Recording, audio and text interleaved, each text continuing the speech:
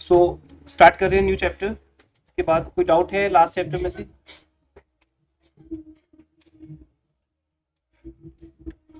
अभी हम पहले बुक से करेंगे, कुछ चीज़ें इंपॉर्टेंट है बुक से करना, फिर एक साथ आपको नोट्स मिल जाएंगे, सर को बोल दिया मैंने, फिर वो नोट्स में से आप उसको रीड कर लेना। अभी चैप्टर 7 किया था हमने कल, क्या था वो? ADS and it's components. अब इनकम डिटर्मिनेशन एंड मल्टीप्लायर, हमने जितना कॉन्सेप्ट अभी तक सीखा है एडीएस वाला वो सारा यूज होगा। और क्योंकि हमारा जो टारगेट था वो एडीएस कैलकुलेट करना नहीं था, हमें उसके थ्रू इकोनॉमी के अंदर इक्विलिब्रियम लेके आना है। इक्विलिब्रियम क्या होता है?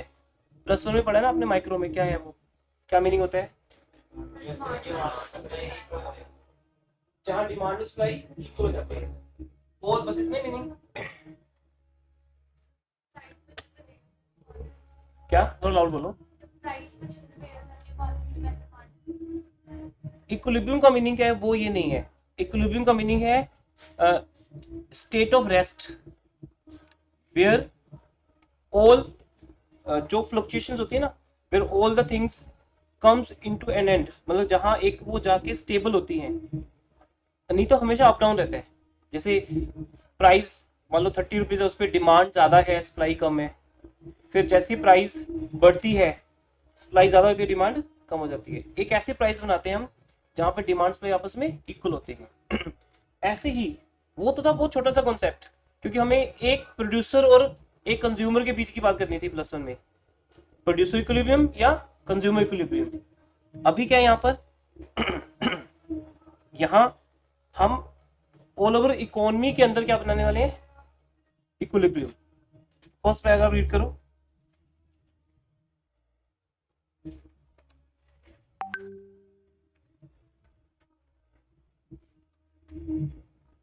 तीन चीजों के, दो भी चीजों के बीच में या तीन चीज होती है ये, इनकम,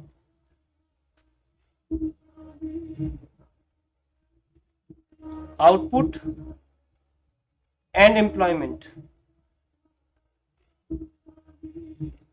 इन तीनों के बीच में हमें एक इक्विलिब्रियम एस्टेब्लिश करना है, और ये एक डिजायर्ड लेवल ऑफ सिचुएशन है जो हर कंट्री का गवर्नमेंट या इकोनॉमी चाहती है कि इन तीनों के बीच में क्या हो जाए? इक्विलिब्रियम बन जाए। It is desired that economy should be at full employment level of output, but actually it can be at underemployment and overemployment. अब ये जो वर्ड्स हमने किए थे याद है? फुल एम्प्लॉयमेंट या अनएम्प्लॉयमेंट। दो सिचुएशन और है, एक ओवर और एक फुल। केन्स ये कहते हैं, यहाँ पर दो थॉट्स आती हैं। केन्स कहते हैं कि जो इक्विलिब्रियम है वो तीन जगह पे बन सकता है। फुल एम्प्लॉयमेंट इक्विलिब्रियम, एफ ही लिख दिया मैंने। फुल एम्प्लॉयमेंट इक्विलिब्रियम, एक जहां पर इकोनॉमी में फुल एम्प्लॉयमेंट है, एक ओवर है और एक अंडर है। अब ये बातें कम समझ आएंगी, चैप्टर आगे बढ़ेगा तो समझ आएंगी। तीन सिचुएशन में इक्विलिब्रियम बन सकता है, उसके ऊपर ये चैप्टर बेस्ड है। बट इक्विलिब्रियम बनेगा कहाँ? जहां हमारी कंट्री की एडी, एग्रीगेट डिमांड, किसकी इक्वल होगी? एग्रीगेट सप्लाई की। बट ये कहाँ इक्वल होगी? जहां आपका फुल एम्प्लॉयमेंट है वहां भी इक्वल हो सकती है, वहां तो इक्वल होगी। लेकिन अगर नहीं भी है, ओवर एम्प्लॉयमेंट है, मीन्स इकोनॉमी में डिमांड उस कहीं ज्यादा है, जितने सोर्सेज हैं, जितनी आउटपुट हो रही है उससे कहीं ज्यादा डिमांड है, उससे भी ज्यादा हम यहाँ पर डिमांड यहाँ पे देख रहे हैं कि डिमांड उससे तो कहीं ज्यादा है, तो उसको बोलते हैं ओवर। वहां पर एडी एएस से ज्यादा होती है, AD is more than AS. फिर इक्वल कैसे आएगा बताओ, अगर एडी ए से ज्यादा है?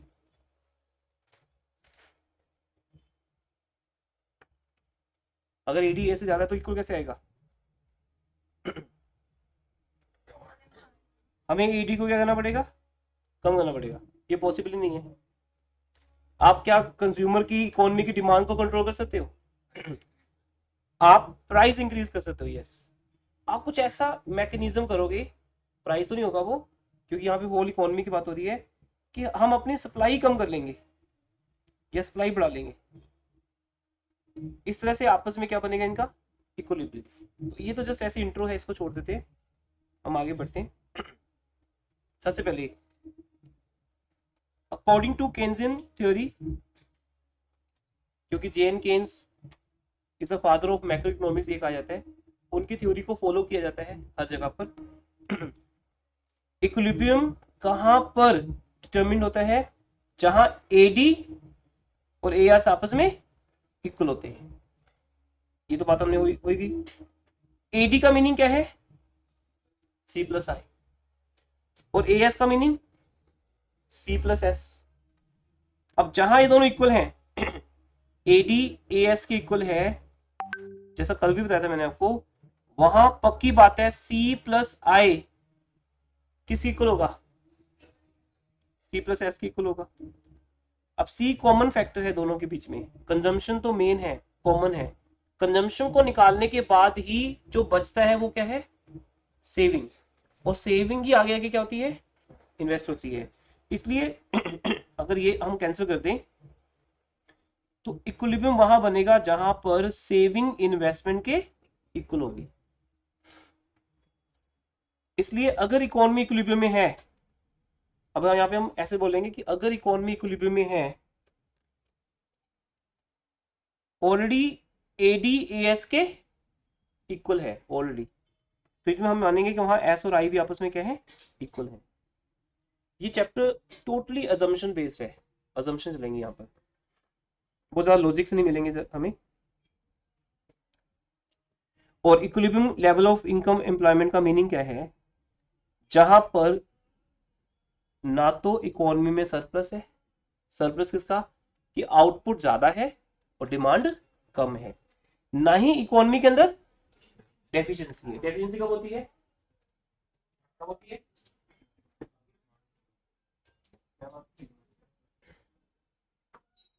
डेफिशिएंसी कहाँ होती है, जहां डिमांड ज्यादा है और सप्लाई कम है। आपको सरप्लस और डेफिशिएंसी को एडी और एएस के एंगल से देखना है। अगर एडी एएस से ज्यादा है तो डेफिशिएंसी है, अगर एडी एएस से कम है तो क्या है, सरप्लस है। इट मींस ये किस पे डिपेंड करता है, हमारी कंट्री की डिमांड पे। डिमांड हमारे कंट्रोल में नहीं है, प्रोड्यूसर के कंट्रोल में क्या है, सप्लाई। ठीक है, अब यहाँ पर देखिए 3 पॉइंट्स हैं। पहला पॉइंट रीड करो यहाँ पर, आगे मैम यहाँ पर 3 पॉइंट्स है, देखो बेटा।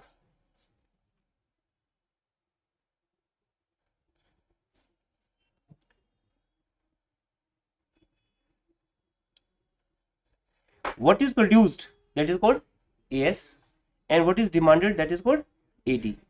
हमारी assumptions क्या हैं, aggregate demand is planned level of demand by various sectors of economy. हम यहाँ पे एक्चुअल डिमांड की बात नहीं कर रहे, हम किसकी बात कर रहे हैं, प्लान्ड एक्सपेंडिचर। हम जो सोच रहे हैं कि इस साल हमारे एक्सपेंडिचर क्या होने चाहिए, ये एक्चुअल नहीं है कुछ भी। याद है लास्ट क्लास में हमने क्या किया था, 2 वर्ड्स, कौन कौन सी इन्वेस्टमेंट सेविंग थी, 2 तरह की थी ना, इंड्यूस्ड और ऑटोनोमस तो थी, उसके अलावा क्या था, मैंने कहा था आज भी यूज होगा, हाँ, एक्सपोज्ड एंड एक्स एंटी, ये 2 थी। तो जहां तभी मैंने कहा था कि एक्सपोज्ड यूज नहीं की जाती, हम प्लान्ड ले रहे हैं कि क्या प्लान्ड सेविंग है, क्या प्लान्ड इन्वेस्टमेंट है। ऐसे ही यहाँ पर हम प्लान्ड एडी की बात करेंगे और प्लान्ड एएस की बात करेंगे। देखो ध्यान से, एडी जो है वो प्लान्ड एडी है, मतलब जितना वेरियस सेक्टर, जो भी हाउस होल्ड सेक्टर है, गवर्नमेंट सेक्टर है, वो लोग डिमांड करते हैं एज ए कंज्यूमर। ऐसे ही एएस क्या है, it is a planned level of aggregate supply. AS is the amount of goods and services which producer are planning to sell. ये प्रोड्यूसर का प्लानिंग है। तो 2 लोगों की प्लानिंग की बात हो रही है, एक कंज्यूमर प्लान कर रहा है किस चीज को लेके, कि मैं एक्सपेंडिचर करूंगा, वो किस पे डिपेंड है, उसका इनकम लेवल पे। और प्रोड्यूसर भी प्लान कर रहा है सप्लाई करने के लिए, flow of goods and services. Equilibrium कहां बनेगा, जहां एडीएस आपस में इक्वल हो जाएंगे। ये तो जस्ट बेसिक चल रहे हैं ऐसे ही। ओवरऑल अभी तक एक ही बात सामने आई है कि एडीएस यहाँ इक्वल होगी वो इक्विलिब्रियम है, और एडी एएस कौन से है, प्लान्ड, एक्चुअल नहीं है। एक्चुअल डाटा कब आएगा, ईयर कंप्लीट होने के बाद। जैसे मैं आपको अप्रैल में बोलता हूँ बेटा अभी हम प्लान कर रहे हैं, हम आपका सिलेबस नवंबर में खत्म कर देंगे, ये अप्रैल में बोला जाता है। देखो जब बैच स्टार्ट भी नहीं हुआ होता तब प्लान किया जाता है कि आपका सिलेबस हम नवंबर में ओवर कर देंगे। अब पता चलेगा कि नवंबर में ओवर हुआ या नहीं हुआ, हो सकता है दिसंबर में ओवर हो, डिपेंड करता है। फिर पूरा साल कितना कुछ अप डाउन होता है, प्लान के हिसाब से हो भी सकता है और ऊपर नीचे भी हो सकता है। अब जाके रियल डाटा आएगा सामने कि हुआ तो कब खत्म हुआ किसी भी सब्जेक्ट का सिलेबस।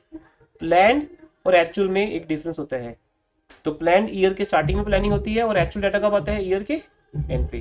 तो केन्स यहाँ पे किसकी बात कर रहे हैं, प्लान की, plan AD and plan AS की बात कर रहे हैं। अब एक टेबल देखिए ध्यान से, अगर इनकम जीरो है, अगर इनकम जीरो है और कंजम्पशन 50, इसका मीनिंग ये कौन सी कंजम्पशन है जीरो पे, कौन सी है, ऑटोनॉमस है। सेविंग क्या है, minus autonomous consumption, minus saving है जिसको डिसेविंग कहते हैं। अब यहाँ एक अजम्पशन लेनी है कि आए हम किसकी बात कर रहे हैं, केन्स ने ये अजम्पशन ली है कि मैं इंड्यूस्ड इन्वेस्टमेंट की बात कर रहा हूँ। मैं हमेशा ये मान रहा हूँ कि मिनिमम इन्वेस्टमेंट जो गवर्नमेंट करती है मैं वो लेके चल रहा हूँ, वो कितनी इकोनॉमी के अंदर, 100। अब आप अपना एडी कैलकुलेट करो, देखो दिमाग लगाओ, एडी में क्या क्या था, सी प्लस आई, करो ऐड सी प्लस आई को, एडी कितना मिला हमें 50 एंड 100 कितना हो गया 150, और 100 प्लस 100 कितना हो गया 200। ये आपका एडी है जो हम लास्ट चैप्टर में कर चुके हैं। C plus I equal to AD, और ये किस पे डिपेंड है, वाई पे।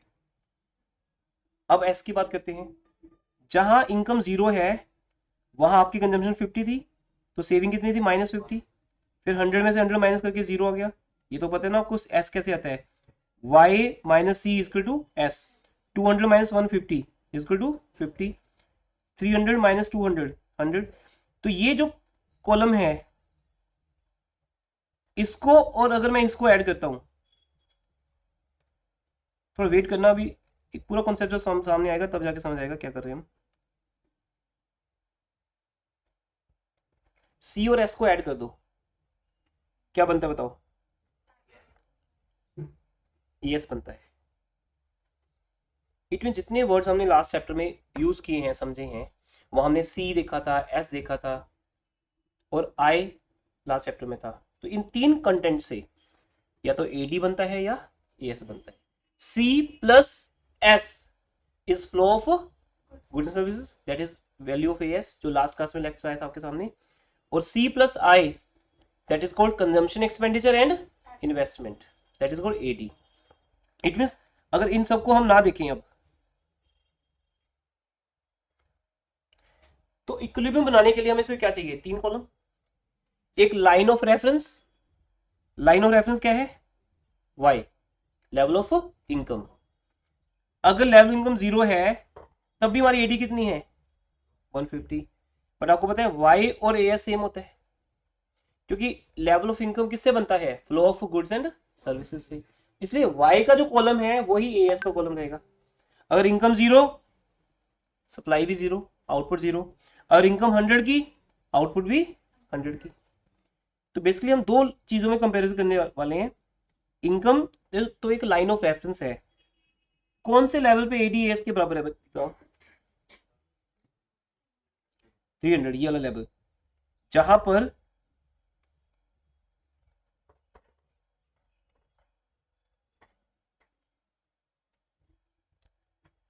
चावर इनकम कितनी है 300 है। 300 के ऊपर हमारी कंट्री का एक्सपेंडिचर भी 300 है और सप्लाई भी 300 है, वहां पर क्या बन गया, इक्विलिब्रियम। उसके ऊपर और उसके नीचे कौन सा लेवल है बताओ, उसके ऊपर और उसके नीचे क्या हो रहा है, ऊपर एडी ज्यादा है, ये बहुत इजी है, ज्यादा समझाने को मेरे पास भी नहीं है। क्योंकि एक टेबल के थ्रू हमें डायग्राम बनाना है और उसको एक्सप्लेन करना है बस। जैसे इक्विलिब्रियम होता है, डिमांड कर्व बनाओ, सप्लाई कर्व बनाओ, दोनों का क्या दिखा दो, इंटरसेक्शन। ऐसे यहाँ पे होगा। एडी एएस से ज्यादा है ऊपर के लेवल में, नीचे के लेवल में एडी एएस से कम है, तो इन दोनों को क्या नाम देंगे हम? ये कौन सी सिचुएशन आ गई? इसको बोलते हैं डिस इक्विलिब्रियम सिचुएशन। इक्विलिब्रियम से ऊपर भी डिस इक्विलिब्रियम है, ये लीजिए।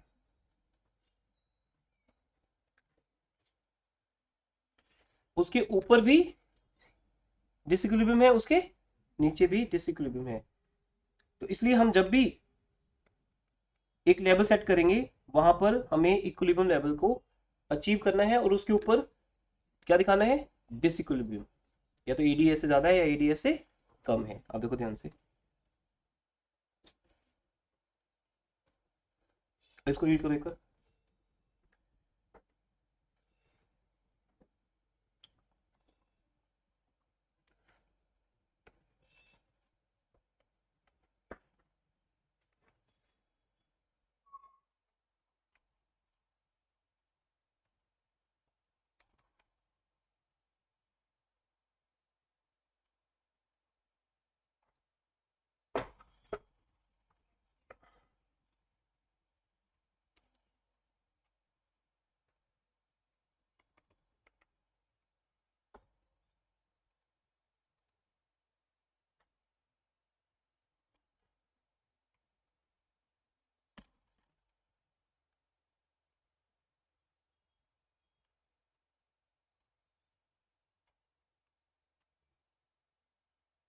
अब टेबल की नहीं थी बस कि एडीएस की कुल कहाँ है, जहां हमारा planned demand means consumption expenditure और इन्वेस्टमेंट एक्सपेंडिचर 300 करोड़ है, जहां नॉर्मल रेजिडेंट हमारी कंट्री का ही सोच रहे हैं कि मैं 300 करोड़ खर्च करूंगा, और वहीं पर प्रोड्यूसर का क्या प्लान है, वो 300 करोड़ का गुड्स एंड सर्विसेज प्रोड्यूस करेगा। ये दोनों आपस में क्या होगी, इक्वल होगी। इस अजम्पशन बेस्ड है, कभी इक्वल हो ही नहीं सकते। पूरे वर्ल्ड में कोई भी कंट्री ऐसी नहीं हो सकती, कोई इकोनॉमी ऐसी हो सकती जिसका क्या हो जाए, आपस में इक्वल हो जाए। इक्वल हो ही नहीं सकता कभी भी। या तो एडीएस से ज्यादा मिलेगी या एडीएस से कम मिलेगी। आगे का जो नेक्स्ट चैप्टर मिलेगा आपको, उसमें क्या होगा कि हम इक्वल कैसे ला सकते हैं। अगर हमारी इकोनॉमी में एक्सेस डिमांड है, एडी अगर एएस से ज्यादा तो क्या बनेगी, एक्सेस डिमांड। और अगर क्या है, एडीएस से कम है तो क्या डिमांड है, डेफिशिएंट डिमांड है। तो हम कैसे इनको इक्वल लेके आएंगे, स्टोरी बस ये है अभी जो चलेगी। पर इस चैप्टर में सिर्फ प्रूव करना है कि एडीएस की इक्वल कहाँ है, कैसे इक्वल ला सकते हैं वो नेक्स्ट चैप्टर बताएगा। अब देखो, before this level of income 300 crore से पहले क्या है, टेबल में चेक करो। तो लेट समझ आएगा लेकिन एक आइडिया क्रिएट होगा एंड तक हमारी आज क्लास में। मैं सब डिलीट कर देता हूँ अभी।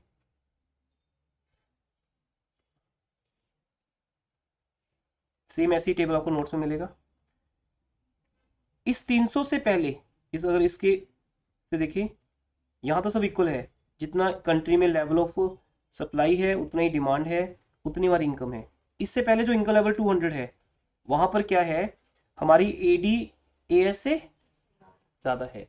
इट मीन हमारी कंट्री में इनकम कम प्रोड्यूस हो रही है, गुड्स एंड सर्विसेज प्रोड्यूस कम हो रही है in comparison to, as compare to demand. Demand ज्यादा है वहां पर, मीन्स पब्लिक चाहती है। अगर लेमैन की वे में बात करूं, क्योंकि जेन केन्स की जो थ्योरी है उसको लेमैन वे में ही समझा जा सकता है, अदरवाइज ये assumption पे चलती है। पब्लिक चाहती है कि 250 करोड़ की क्या बने, गुड्स एंड सर्विसेज, लेकिन प्रोड्यूसर कितनी बना पा रहा है, 200, सप्लाई 200 की है। उस केस में क्या होगा, क्या करेगा वो, so an economy will produce further till it reaches to equilibrium. Simple answer है, तो और बना लो। अगर मैं बोलूं कि कहीं पे सपोज लंगर चल रहा है, भंडारा चल रहा है मान लो, और वहां पर 500 लोग पहुंच जाते हैं खाना खाने के लिए, और सोचा था कि 400 लोग आएंगे, पहुंच कितने गए, 500। तो अब इसका सोल्यूशन क्या है? क्या एक्सपर्ट को बुलाएंगे? वो क्या करेंगे? वो और बनाएंगे, वो और ज्यादा प्रोड्यूस करेंगे, तब तक प्रोड्यूस करते जाएंगे जब तक कि डिमांड सप्लाई की इक्वल नहीं आ जाती। तो बेसिकली हमारे पास मैकेनिज्म क्या है बेटा? माइक्रो इकोनॉमिक्स में मैकेनिज्म क्या था? हम प्राइस को चेंज करते थे। जैसे कि आप में से किसी स्टूडेंट ने बोला था प्राइस बढ़ा लो, प्राइस कम कर लो, वो प्राइस थ्योरी थी, याद है? हम माइक्रो को क्या बोलते हैं? जब माइक्रो मैक्रो का डिफरेंस पढ़ते हैं हम क्या बोलते हैं? माइक्रो क्या है? Price theory. और मैक्रो क्या है? Income theory, income and output theory. यहाँ जो मैकेनिज्म हमारे पास है ना, वो है आउटपुट। आउटपुट को बढ़ा दो या आउटपुट को कम कर लो, उसके हिसाब से क्या होगा? एग्रीड डिमांड एग्रीड सप्लाई के इक्वल आएगी। क्योंकि जैसे ही तुम आउटपुट बढ़ाओगे, एएस बढ़ेगी, एएस बढ़ेगी तो कंट्री में नेशनल इनकम बढ़ेगी और लेवल इनकम राइज हो जाएगा। और वो किससे कहां पहुंचेगा? 250 से कहां पहुंचेगा? 300 पे। और दूसरा लेवल अगर आप बात करें सेकेंड वे में, क्या होगा? अगर 300 करोड़ से ज्यादा इनकम चल रही है, वहां पर क्या है देखो, अब यहाँ ये कौन सा लेवल है? यहाँ क्या लेवल है? एडी ज्यादा है और एएस, सॉरी एडी कम है, एएस ज्यादा है। हम ज्यादा प्रोड्यूस कर रहे हैं। यहाँ प्रोड्यूसर की जो एक्सपेक्टेशन है वो ज्यादा थी। उसको लगता था कि मुझे 400 करोड़ की गुड्स एंड सर्विसेज बनानी है, लेकिन कंट्री में इकोनॉमी में डिमांड कितनी की आई? सिर्फ 350 की। अब वो क्या करेगा? क्या करेगा वो? अब वो अपनी आउटपुट को कम करेगा। नोट चाहिए थे, बता दी उन्होंने। वो अपनी, हाँ वो एक स्टेप नेक्स्ट देना, एक साथ चाहिए मुझे सारे नोट्स ना, जो आगे के चैप्टर्स हैं। उसमें है equilibrium level, multiplier, excess, deficient demand, तो 3 चैप्टर्स हैं। नेक्स्ट क्लास में दे देंगे, कोई बात नहीं, बुकलेट बना दो आप एक। एडीएएस से अगर कम है तो यहाँ वो अपनी आउटपुट को कम करने वाला है। अल्टीमेट प्रोड्यूसर का एम क्या है बेटा? इक्विलिब्रियम पे पहुंचना। उसकी पूरी लाइफ यहीं पे निकल जाती है कि डिमांड के अकॉर्डिंगली सप्लाई को एडजस्ट करना, क्योंकि वो डिमांड को कंट्रोल नहीं कर सकता, सप्लाई को चुकना पड़ता है, ऐसे कहा जाता है इसमें।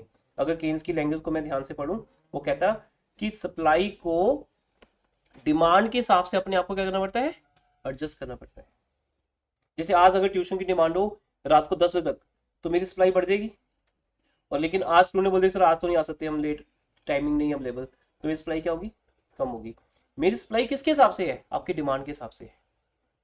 आपकी डिमांड ज्यादा होगी सप्लाई भी ज्यादा हो जाएगी, और डिमांड कम होगी तो सप्लाई कम होगी। अल्टीमेटली क्या बन जाएगा? इक्विलिब्रियम। डिमांड थी आज रात को 10 बजे तक, तो मैंने 10 बजे तक बढ़ा दिया, लेकिन किस दिन डिमांड होती है? सिर्फ 5 बजे तक, तो क्लासेस 5 बजे खत्म हो जाती हैं एंड मेरा पैकअप हो जाता है 5 बजे के बाद। तो मेरी डिमांड सिर्फ कहाँ तक थी? 5 तक, तो मैंने अपने सारे रिसोर्सेज को कहाँ तक लगा दिया? 5 तक लगा दिया। किस संडे को क्लास नहीं होती? संडे ऑफ रहेगा, तो क्लासरूम्स ऑफ होते हैं। तो सोचो, ये क्लासरूम क्लासरूम नहीं है, क्या है? लैंड, लेबर, कैपिटल, एंटरप्रेन्योरशिप, ये 4 रिसोर्सेज है बेटा। अगर संडे ऑफ होता कल, तो ये चारों रिसोर्सेज को मैं क्या कर देता? अनएम्प्लॉयड। मैं खुद भी अनएम्प्लॉयड होता, क्योंकि इनमें से मैं भी एक सोर्स हूँ, लेबर हूँ। मैं भी क्या हो जाता? अनएम्प्लॉयड। क्योंकि आपने बोल दिया कि सर हमारे एग्जाम चल रहे हैं, हम संडेज नहीं लगा पाएंगे, तो आपकी डिमांड खत्म होगी, हमारी सप्लाई बंद होगी। जब फाइनल एग्जाम्स हो जाएंगे उसके बाद जब आपको मैसेज आएगा कि आज फिर एक क्लास लगा रहे हैं हम, एक एक्स्ट्रा टॉपिक करवा रहे हैं, आप आओगे क्या? नहीं आओगे, नहीं आओगे आप फाइनल एग्जाम होने के बाद। अगर मैं बोलूँ कि बेटा हम एक बार फिर से करवा रहे हैं एडीए चैप्टर, फिर दोबारा कर लो नए स्टूडेंट्स के साथ, आपकी डिमांड ही नहीं है। तो जब डिमांड नहीं होगी तो सप्लाई भी क्या हो जाएगी? बंद हो जाएगी। कई बार एक ऐसा मंथ भी आता है जहाँ पे हम अनएम्प्लॉयड हो जाते हैं। अगर मार्च में एग्जाम चल रहे तो हम किसको पढ़ा रहे हैं? किसी को भी। +1 ओवर, +2 ओवर, मान लो मैं 2 ही क्लासेस टीच करता हूँ, तो मार्च का मंथ क्या होगा? अनएम्प्लॉयमेंट। कोई क्लास लगी नहीं यहाँ पे, क्योंकि सभी क्लासेस के क्या चल रहे हैं? एग्जाम। या तो किसी के हो चुके एग्जाम ओवर फेब में, वो अप्रैल में आएगा, मार्च में चल रहे हैं, लेकिन मार्च में +1 +2 की क्लास नहीं चलती। तो सोचिए ध्यान से, आपकी डिमांड मार्च में जाके 0 होगी। कहा तो आप यहाँ 3 से रात को 7 बजे तक होते हो, फिर एक दिन ऐसा आएगा तुम आओगे नहीं पढ़ने के लिए, डिमांड क्या हो जाएगी? 0। मेरी सप्लाई को क्या होना होगा? एडजस्ट होना होगा। मुझे अपने आप को एडजस्ट करना होगा आपके मुताबिक। ये वो चैप्टर है, धीरे धीरे समझ आएगा, है ना। एक जगह से मैंने पॉइंट को उठा लिया, फिर देखते कहाँ तक पहुंचेंगे आज। तो इस टेबल के थ्रू हम ये 2 पॉइंट्स लिख सकते हैं कि अगर डिसइक्विलिब्रियम हुआ, टेबल में भी डिसइक्विलिब्रियम दिख रहे हैं, इन पॉइंट्स में भी डिसइक्विलिब्रियम दिख रहे हैं, अगर डिसइक्विलिब्रियम हुआ तो हम अपनी आउटपुट को या तो इंक्रीज करेंगे या रिड्यूस करेंगे। कहते हैं फिर इसी बात को दोबारा फिर समझाओ डायग्राम के थ्रू। लो जी डायग्राम तैयार है। आज का लेक्चर उन्हीं को समझ आएगा जिन्होंने प्रीवियस चैप्टर किया है, ऐसे एकदम से नहीं आएगा समझ आपको। इससे जितने मैसेज आए थे मैंने मना कर दिया कि फर्स्ट चैप्टर पहले देखो फिर सेकंड में आना। अब देखिए ये डायग्राम के अंदर,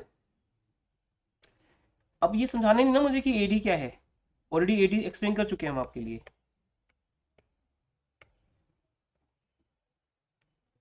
यहाँ हो नहीं पाएगा। देखिए ये हमारी एडी कर्व है सपोज, और ये हमारी कर्व एएस है, जिसको हम लाइन ऑफ रेफरेंस भी बोल सकते हैं, लेवल ऑफ इनकम भी बोल सकते हैं, क्योंकि एएस और वाई आपस में क्या होते हैं, इक्वल होते हैं। अब ये कहाँ इक्वल आपस में, ई पे, और वो कौन सा लेवल ऑफ इनकम है, 300। एक्स एक्सिस पे क्या लिया हमने, चेक करो,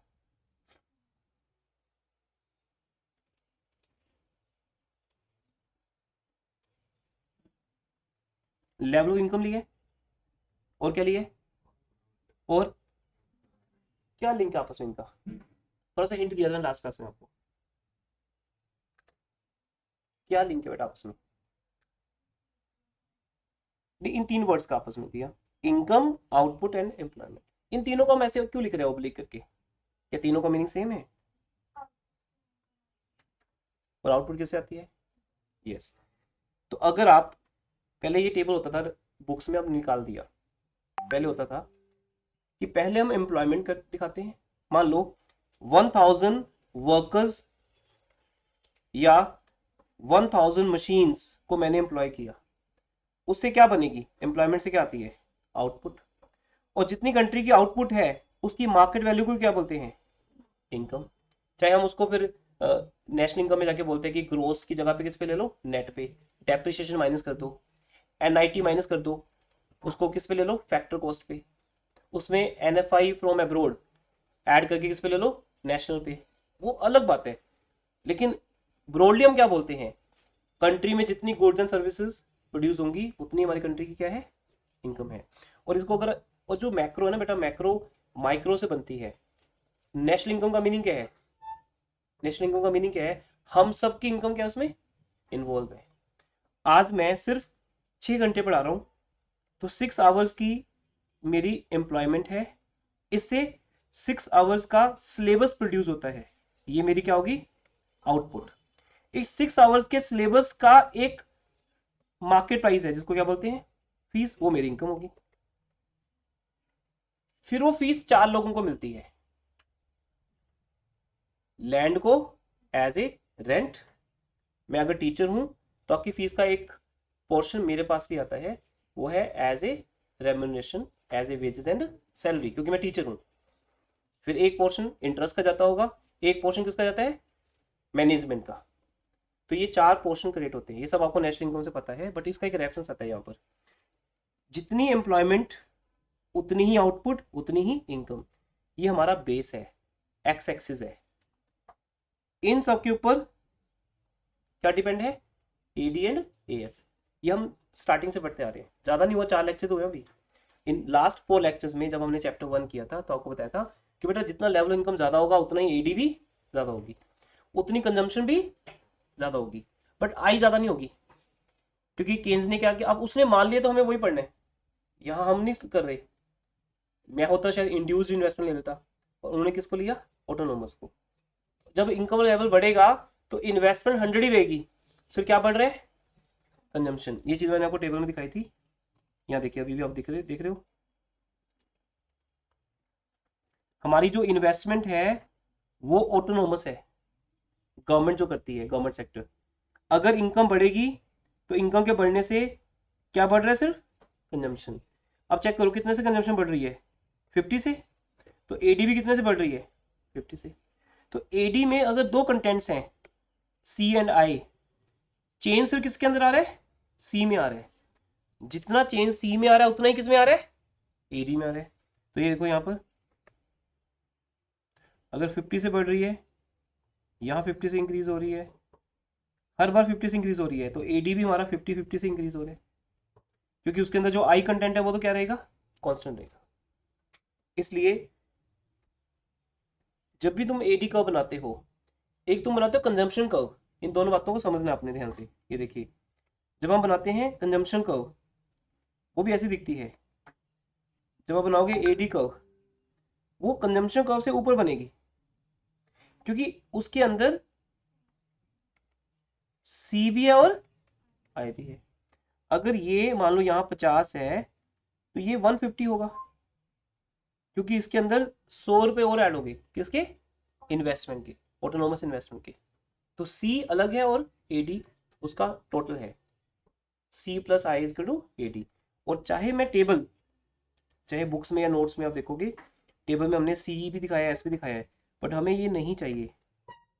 हमें सीधा क्या चाहिए, एडी एंड ए एस।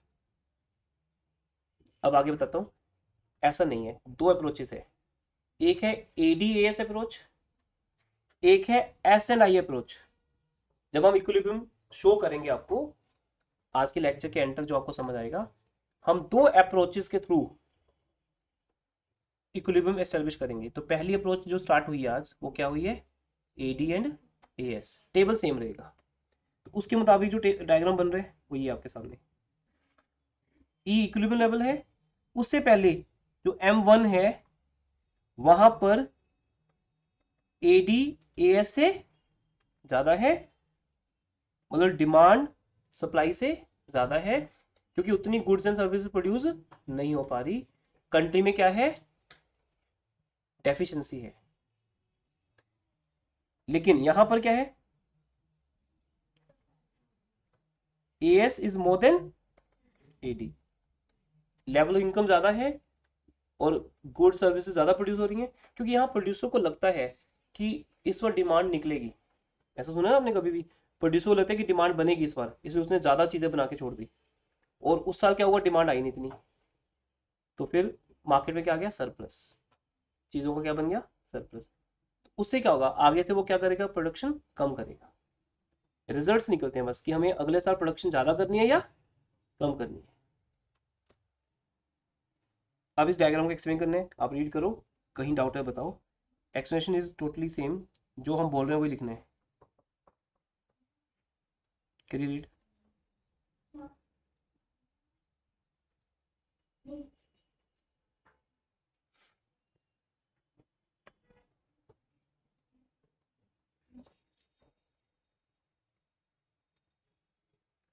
ये क्लियर हमें कि एडी क्या होता है, सी प्लस आई, ए एस क्या होता है, ये बाकी दोनों का मीनिंग आ गया, total consumption expenditure and investment expenditure. और दूसरा ए एस क्या है, total of flow of goods and services या कंट्री की national income. Since income is consumed and saved, that is why it is shown as 45 degree angle. इसलिए इसको A S को, ये थोड़ा इन्होंने शॉर्टकट में लिख दिया, इसे लेवल ऑफ इनकम बोला जाता है। ए एस ही हमारी कंट्री की क्या है, नेशनल इनकम है, और नेशनल इनकम या वाई कर्व किस पे रहेगी, हमेशा 45 डिग्री एंगल पे रहेगी। इसलिए ए एस को भी किस पे बनाया हमने, 45 डिग्री एंगल पे। ये हमेशा जो एंगल होगा, ये देखना ध्यान से, कहीं आपने ए एस ऐसे बना दी एग्जाम में, वो दिखते हैं कि 45 तो हो ही नहीं सकता, ये भी 45 नहीं है। 45 डिग्री एंगल कैसा होता है आपको बताइए, ठीक है। तो आपको 45 डिग्री के एंगल पे रखना है उसको, ए एस को। थर्ड, थर्ड वो एक्सप्लेनेशन है, रीड करो इसको।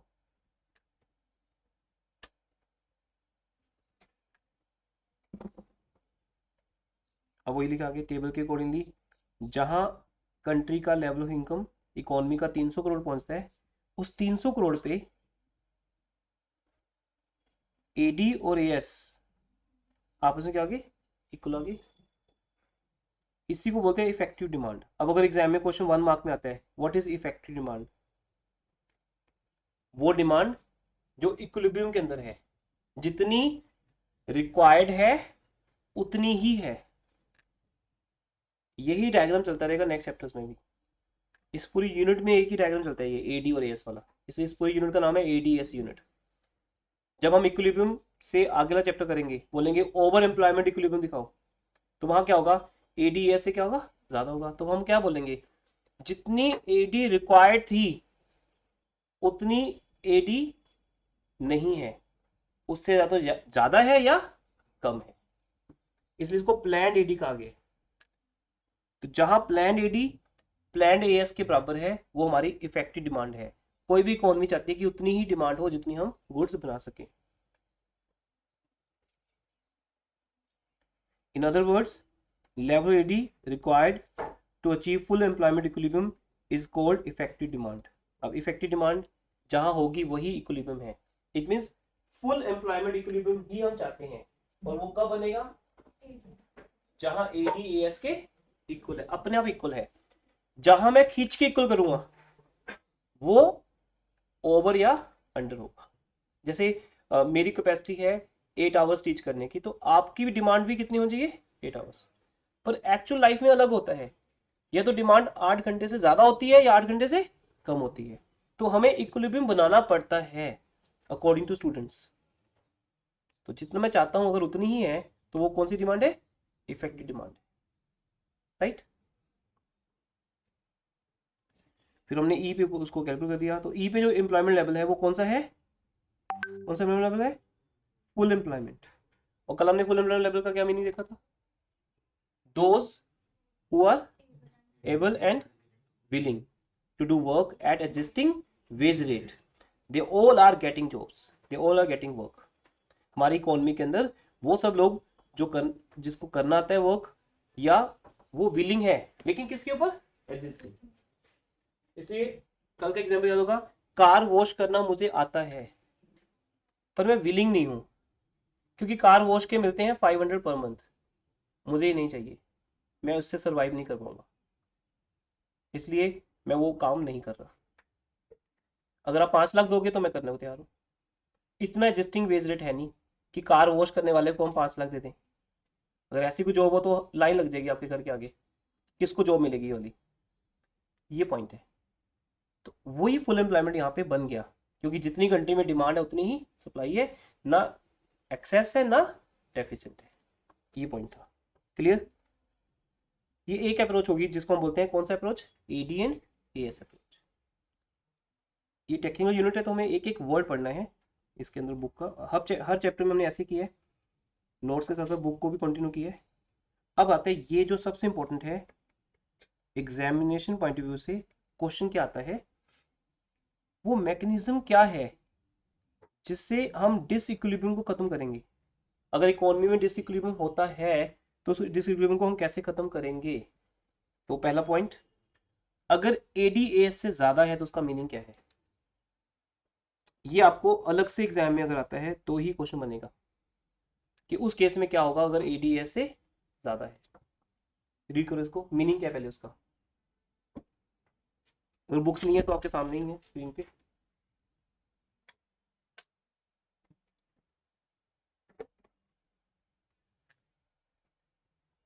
पहले मीनिंग रीड करिए।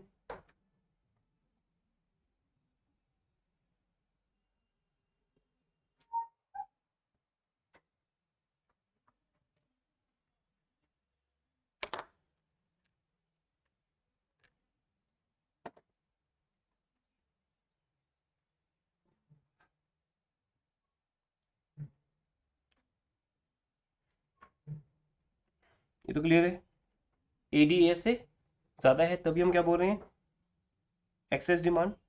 इट मींस, अब ये देखो, बायर्स या कंज्यूमर्स, बिल्कुल लेमन लैंग्वेज में लिखा हुआ है, ये फर्म्स कोई भी, they are planning to buy more goods and services than what producers are planning to produce। जब एडीएस से ज्यादा है तो मतलब इंडिया में चाहे वो मैं हूं, इंडिविजुअल पर्सन है, या फिर फर्म है, या गवर्नमेंट है, कोई भी है, वो कितनी गुड्स प्लान कर रहा है परचेज करने के लिए, उतनी जितनी अवेलेबिलिटी से भी ज्यादा है। तो हम मानेंगे हमारी कंट्री में क्या चल रहा है, एक्सेस डिमांड, चीजों की कमी चल रही है। एक्सेस डिमांड बोलो या क्या बोलो, डेफिशिएंसी, जितनी डिमांड है उतनी हम सप्लाई नहीं कर पा रहे, उस केस में क्या होगा। अब इसकी इंप्लीकेशन क्या है, इस केस में क्या होगा, इन्वेंट्री लेवल कम हो जाएगा, जब डिमांड ऑलरेडी ज़्यादा थी तो चीज़ें फटाफट बिक रही हैं, और डिमांड अभी भी क्या है, ज़्यादा है, कुछ लोगों को सामान नहीं मिलेगा, जैसे लॉकडाउन में हुआ था, कई चीज़ों की शॉर्टेज हो गई थी। Inventory level starts falling and comes below the desired level, जितना लेवल हमें चाहिए, किसके लिए, फुल एम्प्लॉयमेंट इक्विलिब्रियम के लिए चाहिए, उतना नहीं बचा, उतनी गुड्स इकोनॉमी में प्रोड्यूस नहीं हो पाई। In other words, available resources are not fully employed. जितने रिसोर्सेज हमारी इंडिया के अंदर हैं, वो सारे रिसोर्सेज को हम बेटर वे में यूटिलाइज नहीं कर पा रहे, फुली यूटिलाइज नहीं कर पा रहे। या तो सोर्सेज ही कम है, ये भी मीनिंग है इसका, या अगर है तो हमको पूरा यूटिलाइज नहीं कर पा रहे, ये उसकी इंप्लीकेशन है। करेक्शन कैसे होगी, तीन चीजें बेटा बैक टू बैक। पहले मीनिंग, मीनिंग में क्या है कि जितना प्लानिंग है एक्सपेंडिचर की, और उतनी प्लानिंग प्रोड्यूसर की नहीं है, वो अमाउंट ज्यादा है। इंप्लीकेशन क्या है, उससे स्टॉक लेवल कम हो जाएगा। अब करेक्शन क्या है, कैसे करेक्ट करेंगे इसको, ऑब्वियसली हम आउटपुट ज्यादा करेंगे कम करेंगे, ज्यादा करेंगे। अब हम आउटपुट बढ़ाएंगे to bring back the inventories at desired level, क्योंकि वो कम रहेगी थी। प्रोड्यूसर्स एक्सपैंड द प्रोडक्शन, उसके लिए क्या करना होगा, इतना इजी नहीं ना, लेकिन आउटपुट बढ़ाने के लिए क्या करना होगा, यानी अभी आपको आउटपुट किस पे डिपेंड है, एम्प्लॉयमेंट। आउटपुट बढ़ाने के लिए हमें एम्प्लॉयमेंट भी बढ़ानी पड़ेगी, तो उसके लिए आउटपुट के लिए एम्प्लॉयमेंट बढ़ेगी। This raises the level of employment, और लेवल ऑफ एम्प्लॉयमेंट बढ़ने से आउटपुट बढ़ेगी, और आउटपुट बढ़ने से इनकम लेवल इंक्रीज होगा। और ये कब तक करना पड़ेगा, जब तक कि हमारा एडीएस के इक्वल ना पहुंच जाए, और जब तक हमारा जो लेवल ऑफ इनकम है वो OM1 से OM तक ना चला जाए। वही हम ऊपर दिखा रहे हैं डायग्राम में, देखो जब आपका लेवल ऑफ इनकम कम है, OM है, आपको OM से कहाँ शिफ्ट होना है, OM तक, OM1 से OM तक। आपको उतनी इनकम क्रिएट करनी है इकोनॉमी में कि जिससे कि डिमांड पूरी हो सके। और एक इंडिविजुअल फैमिली की भी यही एग्जांपल है बेटा, उसकी भी राम कहानी यही है। ये एक फैमिली है, इसमें 5 मेंबर्स हैं, उसमें से एक मेंबर वर्किंग है, और ये सोचता है कि मेरे 5 बंदों का खर्चा कितना है, मुझे उतना पैसा कमाना है कि इन 5 का क्या हो सके, सर्वाइव हो सके। और जब उसको लगता है कि इन 5 मेंबर्स का एक्सपेंडिचर 100 रुपीज़ है और मेरी इनकम कितनी है, 60 है, तो इसमें डिमांड ज़्यादा है और सप्लाई कम है। सप्लाई कम क्यों है, क्योंकि जो वो काम कर रहा है उससे उसको 60 रुपीज़ मिल रहे हैं, और जो डिमांड है एक्सपेंडिचर की वो कितनी है, 100 है। जब आप बोलते हो कि मुझे गाड़ी दिला दो, मेरे फ्रेंड के पास भी गाड़ी है, तो आपके पेरेंट्स या तो दिला देंगे आपको, या वो ये बोलेंगे बेटा मैं इतने पैसे नहीं कमाता, मैं आई कांट अफोर्ड। वो कर सकते हैं अफोर्ड तो उन्होंने दिला दी, अब मैं नहीं कर सकता अफोर्ड। तो आपके फ्रेंड के पास अगर 1 लाख का मोबाइल है, तो आप मांगोगे तो या दिला देंगे या नहीं दिलाएंगे। जब नहीं दिलाएंगे तो एक ही पॉइंट है, वो क्या बोलेंगे कि मेरी इनकम इतनी ज़्यादा नहीं है कि मैं आपको 1 लाख का मोबाइल दिला सकूं। अब वो एक बिजनेस फैमिली है, उनकी इनकम है, वो दिला देते हैं, मैं नहीं दिला सकता। अब आप बोलो कि मुझे नहीं पता, दिलाओ, दिलाना पड़ेगा, कमाओ पैसे, तो फिर कमाना पड़ेगा उनको, फिर उनको एक और पार्ट टाइम जॉब करनी पड़ेगी, उन्हें बराबर लाना पड़ेगा। अगर वो नहीं करेंगे तो फिर सर्वाइव कर नहीं पाओगे आप। तो दो तरीके हैं, या तो एक्सपेंडिचर कम करो, घर के खर्चे कम करो, या अपनी इनकम बढ़ाओ। जिन लोगों के पास रहने के लिए घर नहीं है, आप देखो रात को वो बाहर सोते हैं, ये सब शोरूम्स के नीचे ना रात को लोग सो रहे होते हैं। रीजन क्या है उसका, क्योंकि वो अफोर्ड नहीं कर सकते, वो 10,000 पर मंथ का रेंट अफोर्ड नहीं कर सकते, क्योंकि वो रिक्शा चलाते हैं। रिक्शा चलाकर उनके पास 3,000 आता है, तो 3,000 में वो सिर्फ रात को खाना बना के सो सकते हैं, बस खाना खा सकते हैं, रहने के लिए घर नहीं है, उनके पास 2 व्हीलर नहीं होगा, वो अफोर्ड नहीं कर सकते। तो हर किसी ने क्या किया बेटा, एक रिक्शा वाले ने भी क्या किया हुआ है, रिक्शा वाले को भी चैप्टर आता है। वो देखते हैं मेरी इनकम 3,000 है, तो मैं चंडीगढ़ में घर नहीं ले सकता, वो बाहर सो जाते हैं, सर्वाइव तो कर रहे हैं, तो उसने रेंट के पैसे बचा लिए। अगर रेंट देगा 10,000 तो इनकम कितनी करनी पड़ेगी, 13,000, 13,000। अब जिसकी इनकम 13,000 है वो घर में रहता है अपने, हर कोई किसके अंदर चल रहा है, इक्विलिब्रियम में चल रहा है। यही सबका ड्रीम है, और हर एक पर्सन से कंट्री बनती है, कंट्री का ड्रीम भी यही है, उतनी इनकम क्रिएट हो जाए बस कि जितनी डिमांड हो उतनी ही सप्लाई, ज़्यादा है तो फिर आपको मीन्स अगर एडी ज़्यादा है तो एएस बढ़ानी पड़ेगी। यस बेटा, हाँ जा सकते हो। उसके बाद अब इसका वाइस वर्सा आएगा, बिल्कुल। अब क्या लिखा देखो वाइस वर्सा में,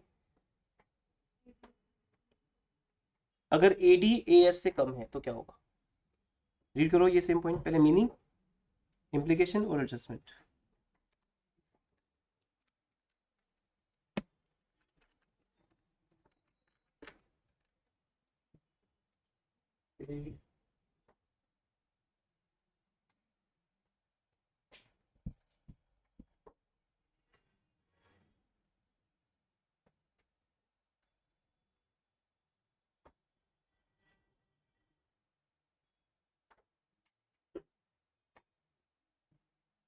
मीनिंग क्लियर हो गया, जितना सेलर बेचना चाहता है उतना बायर का प्लान नहीं है, उतना प्लान नहीं है बायर का। दिवाली इसका बेस्ट एग्जांपल है। दिवाली पे हर पर्सन क्या करते हैं, हर बिजनेसमैन स्टॉक भर लेते हैं। आप किसी शॉप पे जाओ, क्रोकरी शॉप है, क्रोकरी शॉप ना अंदर से स्टार्ट होगी और रोड तक जाएगी बाहर, जितना अंदर सामान पड़ा है उतना ही बाहर रख देते हैं वो। इतना ज्यादा उनको एक्सपेक्टेड है कि सारा चंडीगढ़ मेरी शॉप पे आ जाएगा और यहीं से खरीदेगा, इतनी क्रोकरी भर लेते हैं वो। ऐसे बाकी सब लोगों का होता है, गिफ्ट आइटम्स का, ग्रोसरी आइटम्स का, ड्राई फ्रूट्स का। दिवाली पे हर कोई इस तरह से शॉप से बाहर तक उनका एरिया होता है, उनको परमिशन मिल जाती है। अब वो क्या सोच रहे हैं बेटा कि बायर की इस बार दिवाली बहुत अच्छी प्लान है, और कई बार होता है दिवाली इस बार अच्छी नहीं रही, लोगों के पास इनकम नहीं है, तो क्या होता है फिर दिवाली पे ज़्यादा लोग शॉपिंग नहीं करते। इससे पहले की 2 दिवाली जो थी वो अच्छी नहीं गई, कोविड था, लोगों के पास जॉब्स नहीं थी, इनकम नहीं थी, शॉपिंग नहीं की। तब अगर उन्होंने ज़्यादा स्टॉक खरीद लिया तो उनका स्टॉक क्या रह गया, अनसोल्ड। अगर अनसोल्ड रह गया तो उन्होंने इस साल क्या किया होगा, उतना ही कम बनाया होगा। तो कोविड का जो इफेक्ट है वो इस साल आकर ठीक होगा। हर कोई लॉस में था, डेफिशिएंसी में था, उसे अपनी डेफिशिएंसी कवर करने में टाइम लगेगा, इसलिए उसके पास पहले का स्टॉक ही इतना पड़ा है, इस साल वो बनाया नहीं उसने। कई कंपनीज ने प्रोडक्शन ही नहीं की इस साल, ये रियलिटी है। कई कंपनी ने प्रोडक्शन करनी बंद कर दी, कहते पहले का सामान नहीं बिका, पहले वो बिक जाए फिर नया बनाएंगे।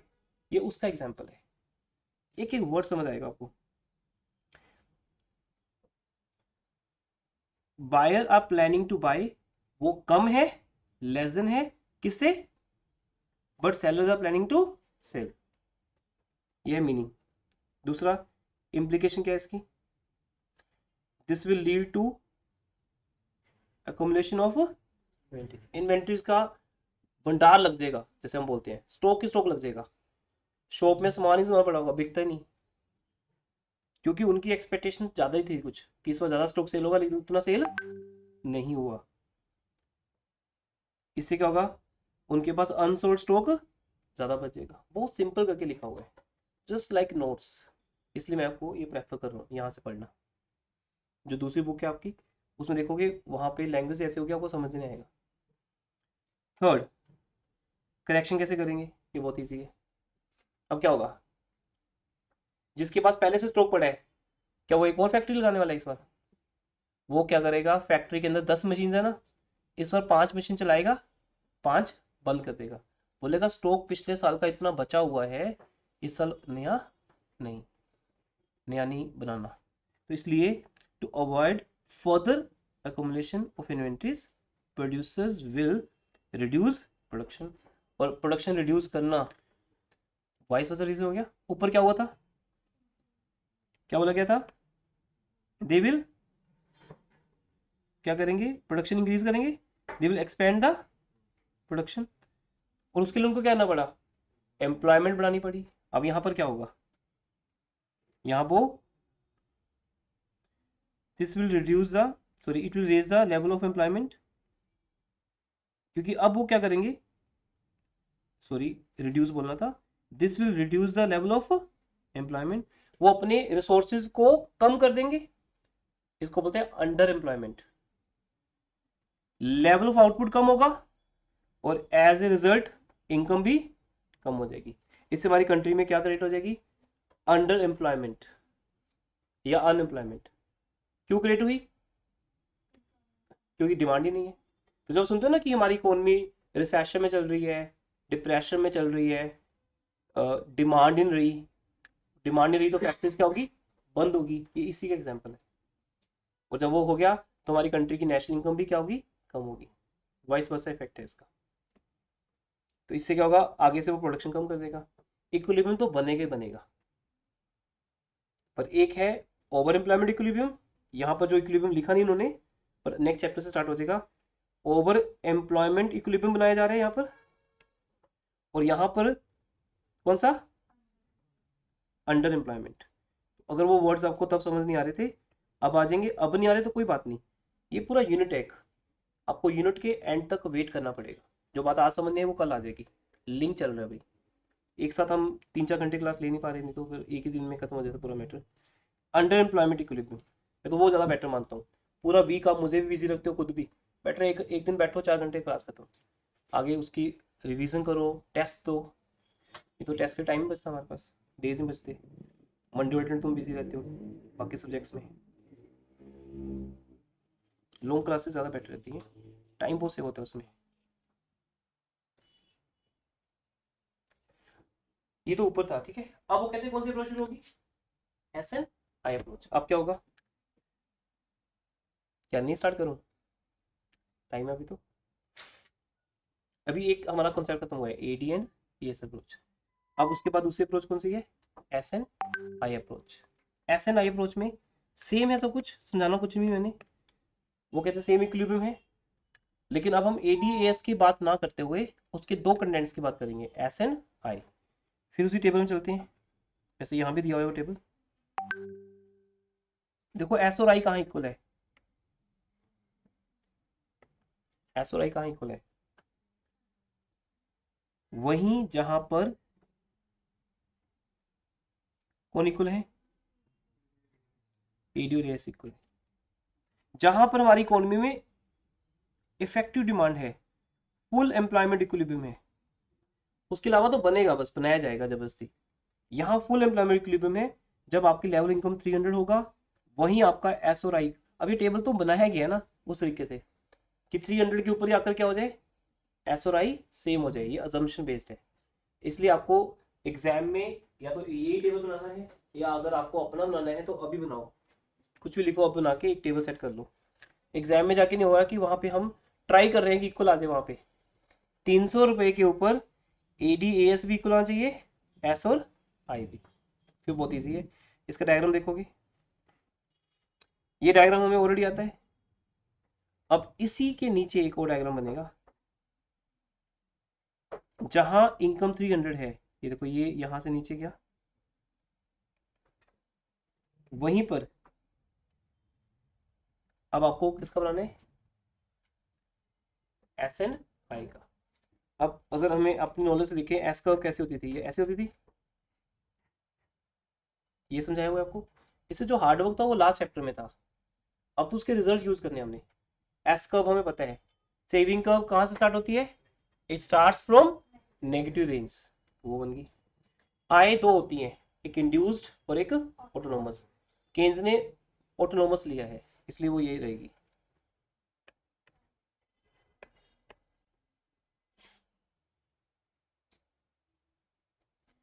अब ये जो लेवल है वो कौन सा है, इक्विलिब्रियम, और वो एज पर टेबल कितने के ऊपर है, 300।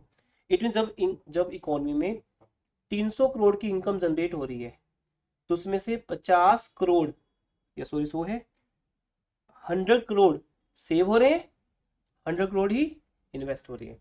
लेकिन ये कोई एक्चुअल सेविंग इन्वेस्टमेंट नहीं है, ये भी क्या है, ex ante saving and ex ante investment, plan, मतलब जो प्लान किया जा रहा है।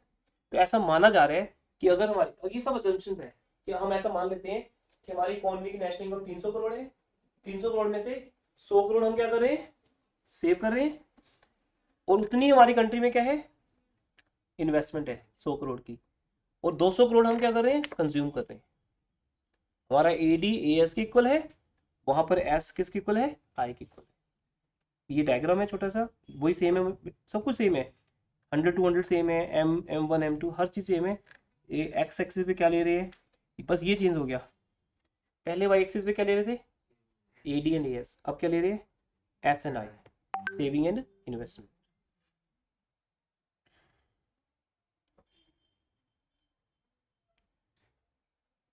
अब आपको सिर्फ एग्जाम में जब ये अप्रोच आएगी तो आपको बस इतने करने हैं, आपको ऊपर का दिखाना है, ये तो समझाने के लिए बनाया गया है। ये चीज़ तो हम ऊपर कर चुके हैं। ये कौन सी अप्रोच है, AD एंड AS अप्रोच है, ये हमें दोबारा नहीं देनी। एग्जाम में एक अप्रोच आएगी, AD AS या SNI। अगेन ये क्वेश्चन 6 मार्क्स में आता है। अब आपको पता है टेस्ट में कौन सा क्वेश्चन आएगा, जब भी कभी टेस्ट होगा इसका, आपको एक मिलेगा डेरिवेशन का क्वेश्चन, एग्जाम में वही आता है। फर्स्ट चैप्टर में से आएगा derivation of consumption to saving, saving to consumption, 6 marks का। इस चैप्टर में 6 मार्क्स का क्या आएगा, शो इकोनॉमीज इक्विलिब्रियम या equilibrium of income output and employment through AD and AS approach या SNI अप्रोच। टेबल कॉमन रहेगा, डायग्राम वो बनाना है जो हमें चाहिए, एक्सप्लेनेशन जो आप डायग्राम बनाओगे उसी की दोगे। अब हम क्या लिखेंगे, पार्ट बी में क्या दिखा रहे हैं हम, पार्ट ए तो ऊपर ADS का था, खत्म हो गया वो। Saving and investment curves have been derived from AD and AS curves. अगर आपने ADS नहीं बनाया तो भी लिख सकते हो, क्योंकि AD का पार्ट है I, राइट है ना, AD का पार्ट है I और AS का पार्ट है S। तो ये जो कर्व्स बनती हैं, SS कर्व और I कर्व, ये किससे डिराइव होती है, AD एंड AS से। वो हमने यहाँ बता दिया कि जैसे दोनों इक्वल हैं, तो जहाँ AD AS इक्वल है एट इक्विलिब्रियम लेवल, वहाँ पे S और I भी क्या होंगे, इक्वल होंगे। अब ये रिजल्ट न्यूमेरिकल्स में यूज करेंगे हम। पहले तो ये टेबल थ्योरी और डायग्राम है 6 मार्क्स के आने के लिए। अगर ये नहीं आता तो फिर 4 मार्क्स का एक न्यूमेरिकल आएगा इस चैप्टर का, जहाँ वो लिखेंगे अगर इक्विलिब्रियम लेवल पे AD AS के बराबर है तो आपको रिजल्ट क्या यूज करना है। अगर लिखा है सेविंग 100 तो आपको आई भी क्या रिज्यूम कर लेनी है, 100।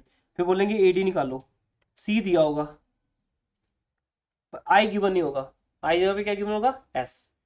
तो हम एक रिजल्ट यूज करेंगे, बहुत इजी न्यूमेरिकल होगा, कि अगर इकोनॉमी इक्विलिब्रियम में है तो अगर AD AS की इक्वल है तो S किसकी इक्वल है, I की इक्वल है। तुम S दे रहे हो 100, तो मैं उसको क्या ज्यूम कर रहा हूँ, I। C plus I, answer क्या आ जाएगा, AD। C एक आपको पता है वो वाला इक्वेशन है, C क्या इक्वेशन है, ऑटोनोमस कंजम्पशन प्लस BY। जितना कुछ भी मैं बताता रहूंगा वो एंड में न्यूमेरिकल्स में कन्वर्ट हो जाना, सब तरह की चीजें एक ही न्यूमेरिकल में आ जाएंगी, सब पॉइंट्स क्लियर हो गया। उसके बाद पहले तो बता दिया कि हमने एस और आई जो कर्व बनाई है वो इंडिपेंडेंट नहीं है, वो कहां से बनी है, AD एंड AS। दूसरा पॉइंट,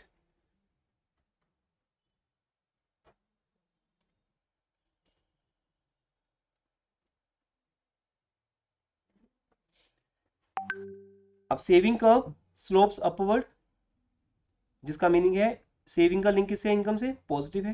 जैसे जैसे इनकम बढ़ रही है सेविंग भी बढ़ रही है, पहले नेगेटिव थी, नेगेटिव से ऊपर जीरो, जीरो से ऊपर पॉजिटिव।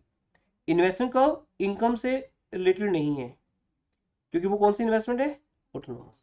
ऐसे बस जो आपके सामने है उसको एक्सप्लेन करना है, एक लाइन आई पे बना दो इन्वेस्टमेंट पे, एक लाइन सेविंग पे, एक AD और AS में से निकाला गया हमने, और बस लास्ट में लिख दो कि दोनों इक्वल कहाँ पे हैं, वही इक्वल है जहाँ इनकम कितनी है, 300 करोड़ है। इनकम आउटपुट एम्प्लॉयमेंट जहाँ 300 करोड़ के बराबर है, वहीं पर हमारी सेविंग इन्वेस्टमेंट के इक्वल है। Planned saving is equal to planned investment, और वहीं पर हमारा इकोनॉमी फुल एम्प्लॉयमेंट इक्विलिब्रियम के अंदर है। पर अगर फुल एम्प्लॉयमेंट में नहीं होगी तो क्या होगा, अब ये सेम क्वेश्चन रिपीट हो गया, आंसर सेम मिलेगा आपको। अगर AD AS से ज्यादा है तो AD में से क्या निकलेगा, I किससे ज्यादा है, ऐसे ज्यादा है। इन दोनों को इक्वल कैसे करेंगे, ये रीड करो आपको सेम मिलेगा, ऑलरेडी में आता है, एक बार रीड कर लीजिए, ओके करो।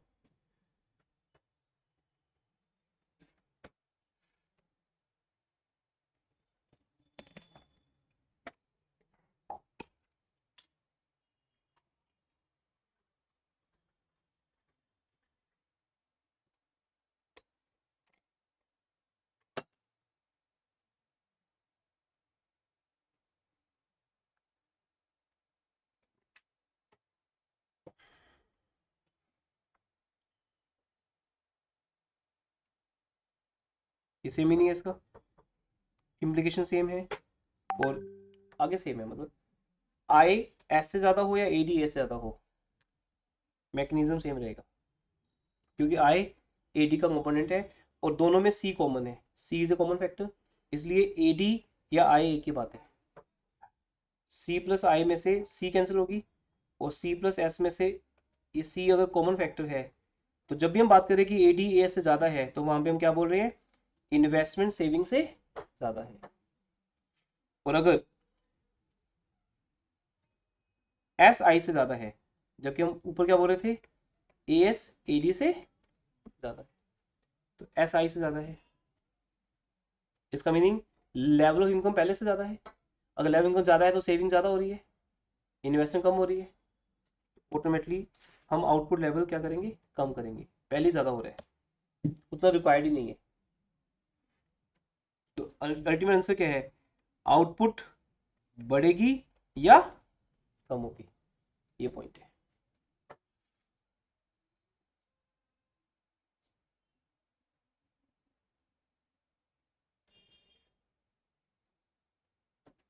चैप्टर ओवर, ये 1 डे का चैप्टर था। उसके बाद जो एक्स्ट्रा दिया है फुल एम्प्लॉयमेंट ओवर अंडर, ये नेक्स्ट चैप्टर का पार्ट है, नेक्स्ट चैप्टर में ही करेंगे, यहाँ से करने की जरूरत नहीं है, ये चीज़ आपके सिलेबस का पार्ट नहीं है।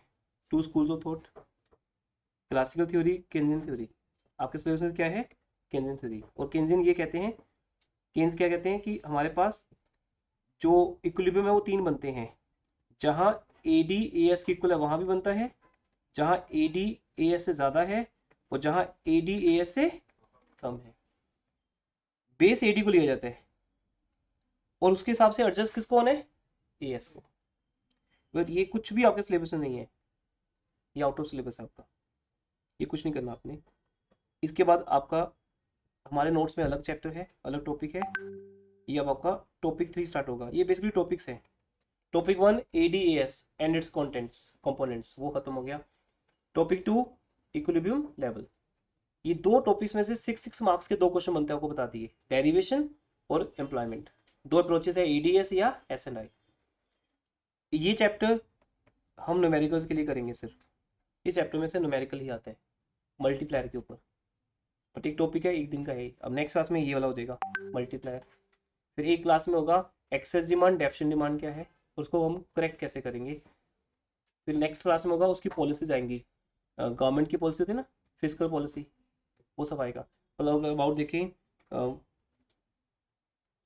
5-6 लेक्चर्स है टोटल मिला के, न्यूमेरिकल्स एवरीथिंग, फिर पूरी यूनिट खत्म होगी आपकी उसके अंदर 6 लेक्चर्स में मैक्सिमम। ये अलग टॉपिक है लेकिन अब इसका ऊपर कोई लिंक नहीं है। ओके, तो आज का टॉपिक खत्म हुआ।